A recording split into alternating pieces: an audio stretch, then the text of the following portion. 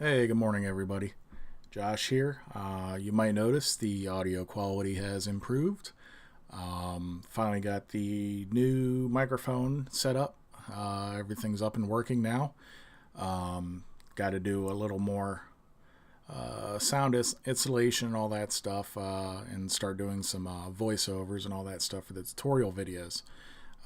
But that's an ongoing project. Today, I wanted to talk to you about the InputMapper 1.7 beta that's going to be hitting pretty soon here. I got the installer pretty much all squared away here. As you can see here.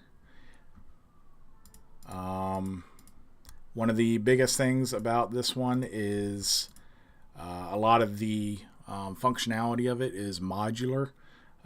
So there are a lot of options in the installer as to what you want to install or what you don't want to install. The HID Guardian installer is going to be packaged into this, as well as a couple of development features. HID Report Listener.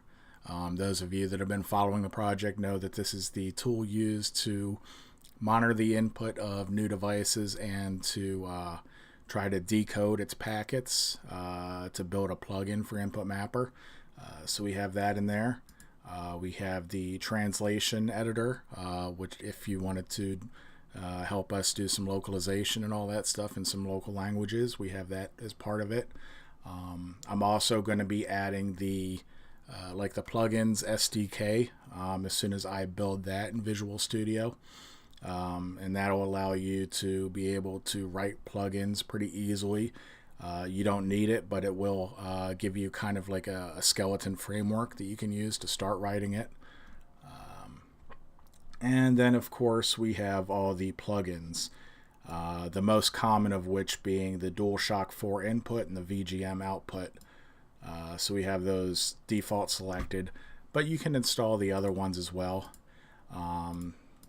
Just keeping in mind that the more that you install, the more stuff is going to be going on in the background of the application, so the higher overhead it'll have. So you should really only use what you think you absolutely need.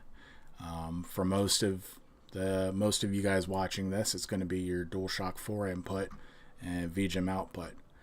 But we do, of course, with InputMapper 1.7 being plugin driven and modular, have an input capability for other devices. So those are in there as options as well.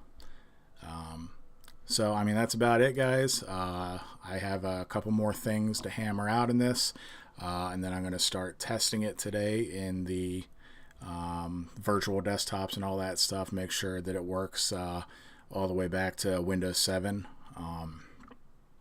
Of course, you know, we don't support anything like Windows XP or anything like that because .NET doesn't install on those anymore because it's unsupported. So, but I am going to make sure that it works back to Windows 7 at least. All right, guys. So that's about it. I will see you guys again next week. Have a good one.